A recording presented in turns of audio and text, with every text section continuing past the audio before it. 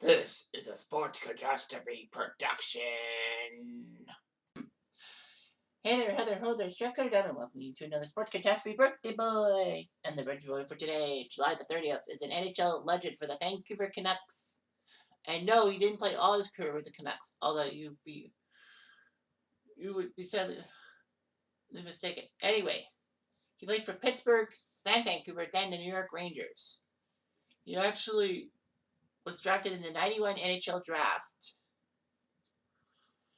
Played for Pittsburgh, got traded to Vancouver, and then he ended 1 year with the Rangers. He would play 15 years in the NHL. It would be the third Canucks player to have his number retired, joining Stan Smyl and Trevor Linden. He was a star for Sweden. He was the original Vancouver Swedish superstar before the Sedin twins. He is Marcus Naslund, who is now 49 years old today. Marcus Naslund was born in 1973. Now, a lot of people think that Marcus Naslund is the son of Mats Naslund, but that's incorrect, unfortunately. The city of Örnsköldsvik, Sweden, produced many NHL players: Peter Forsberg, Victor Hedman, and the Sedin twins.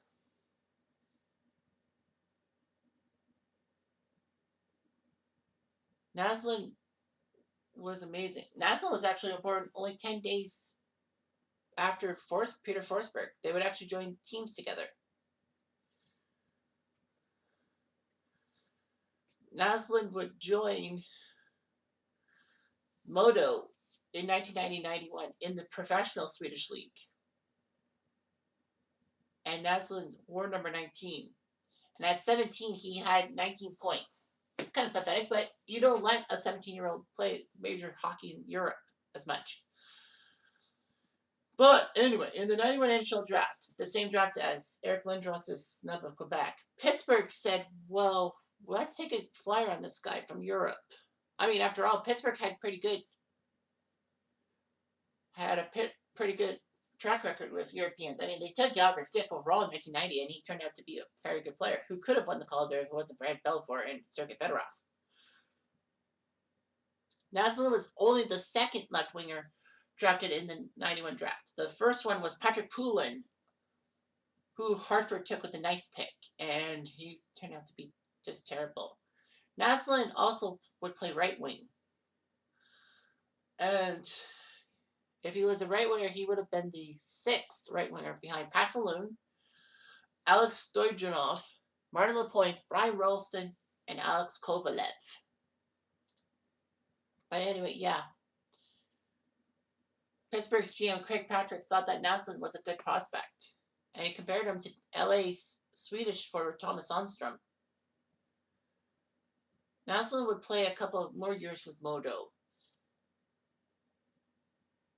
And rumors were circulating that he would be entitled to free agency because he didn't have a deal with Pittsburgh, and according to the new CBA and all that. So anyway, there was an affidavit. Naslund was a Group 4 restricted free agent, but no one gave him an offer because they figured Pittsburgh was going to take him. We're going to match his offer. So Pittsburgh decided, after 2 months of free agency, to agree to a deal. September 1993. So he got a 3-year, $1.8 million contract. So he would play for the Penguins in 93-94. Naslund couldn't wear number 19 because of Brian Trottier wearing number 19. So he wore 29. In the first game of the Penguins season against the Flyers in 93, which was heralding things, he played there. He would get his first NHL point against the Quebec Nordiques, and the first goal would be November 93 against the St. Louis Blues against Cujo. Naslund was frustrated with himself, and he would be demoted to the IHL affiliate, Cleveland, on several occasions. He would only have 11 points in 71 games. Naslund did not play in the postseason. He would still continue to be NHL and IHL. He was frustrated with being demoted all the time, so Naslund said, screw it, I want to be traded. But anyway, he was everyone figured he was Mr. September. He would do well and show promise, but then he would struggle. So anyway, Naslund had a good chance to be a star Penguin with Kevin Stevens and Luke Robitaille gone from the Penguins. He would play on the second offensive line, getting 36 points in 29 games. He looked pretty good. Unfortunately, by February, he was a shell of his fellow self.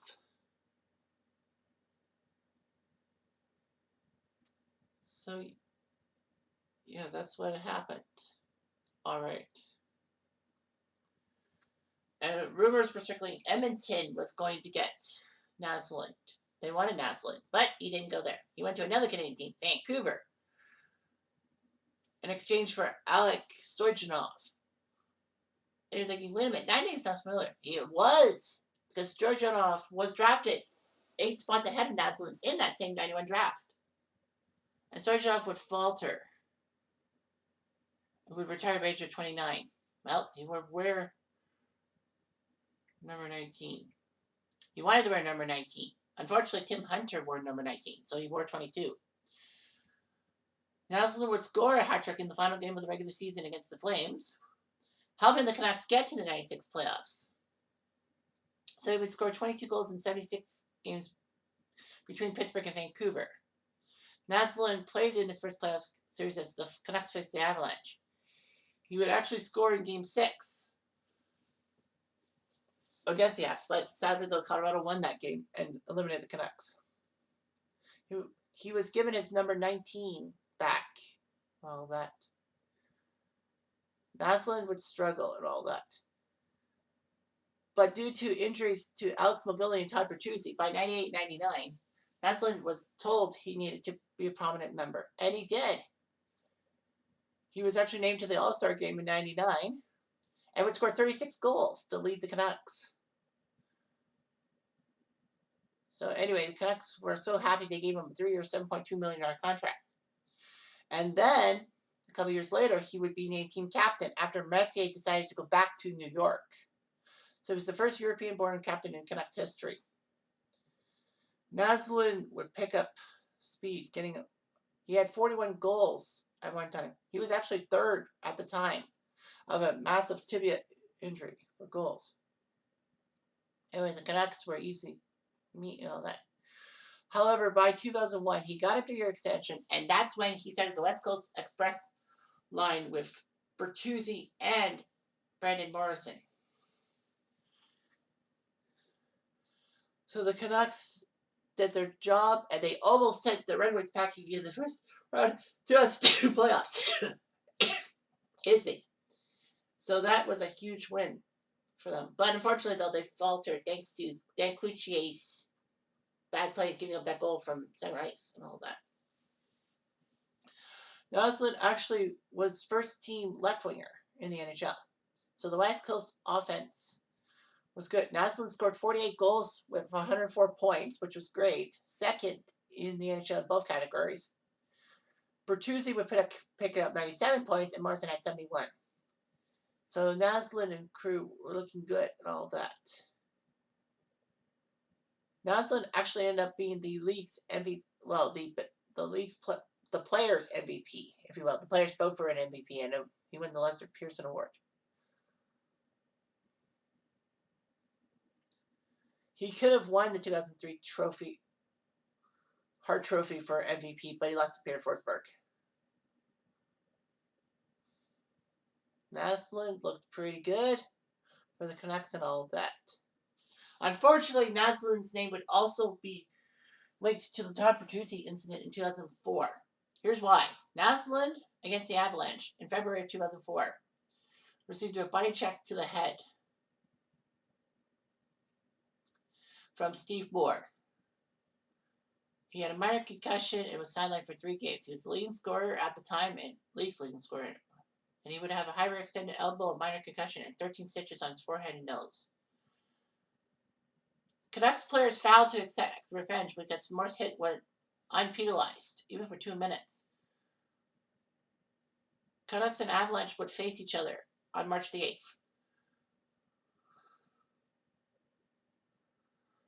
Anyway, during the game on March 8th, Canucks were getting their asses handed to them by Colorado.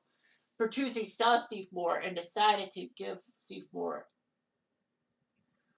a shot for what he did to Naslund. Bertuzzi skated behind Moore around the ice and punched him in the head and pushed him to the ice.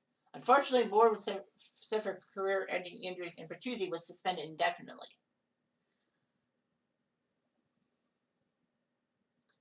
Bertuzzi stood up for him, but it didn't work out. Naslund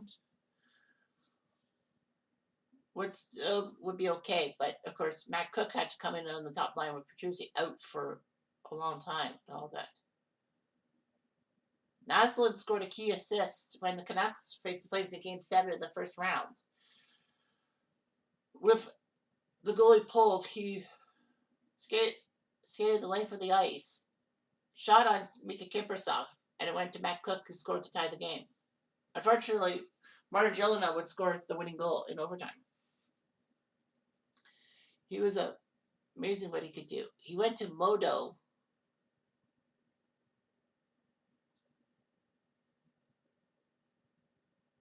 And he went to Modo for the 2005 NHL lockout and all that. But he came back. He was due to come back when the NHL came back in 05-06. But he did re-sign with the Canucks for 3 years, $6 million a season.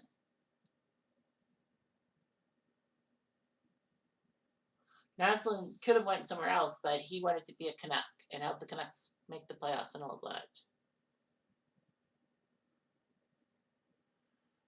Well, Naslund would do a few good things and all that. He would be on the free agent market in 2008. And sadly, though, the Canucks did not pick him up. I mean, there was inconsistent line combinations for Naslund, thanks to Alan Vigneault.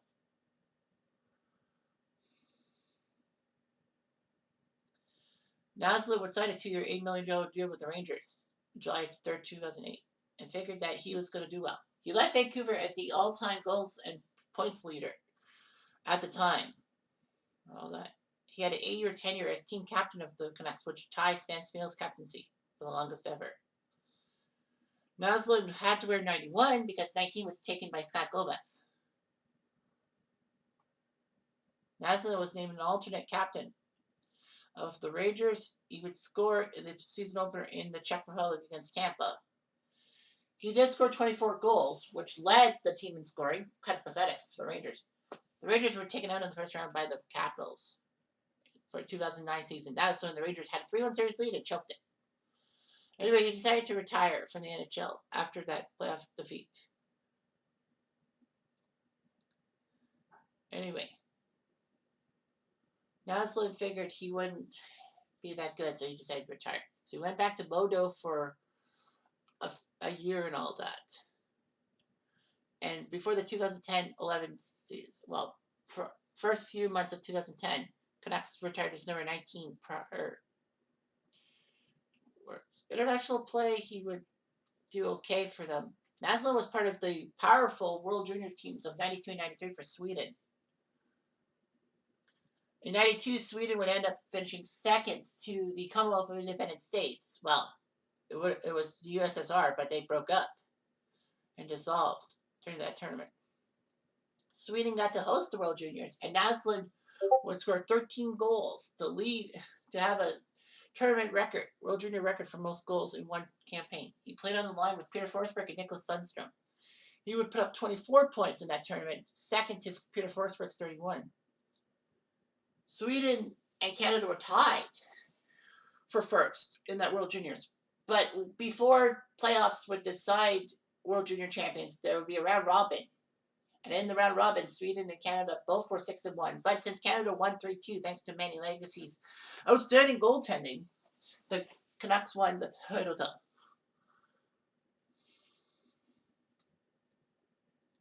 So yeah, he looked fantastic and all that. Naslund and his wife have 3 children, Rebecca, Isabella, and Alex. And Naslund wanted to raise his children in his homeland, Sweden.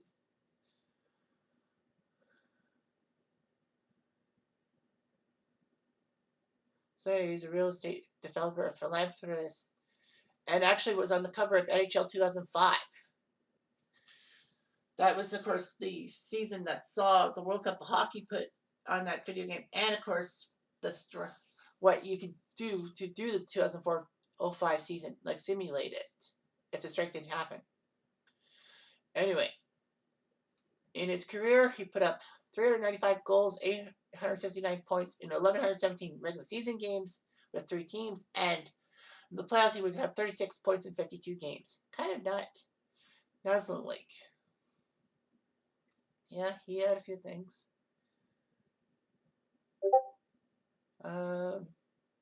World Junior All-Star Team in 93, EA Sports Cover Athlete 2005, First Team All-Star in 02, 03, and 04, All-Star Game 99, 01, 02, 03, 04.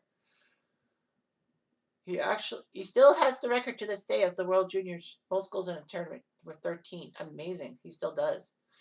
He still has the longest tenured captain for the Vancouver Canucks, but many of his records have been taken over by the Sedin twins, so what else to do? Anyway, I'm Jeff Diamond. I do.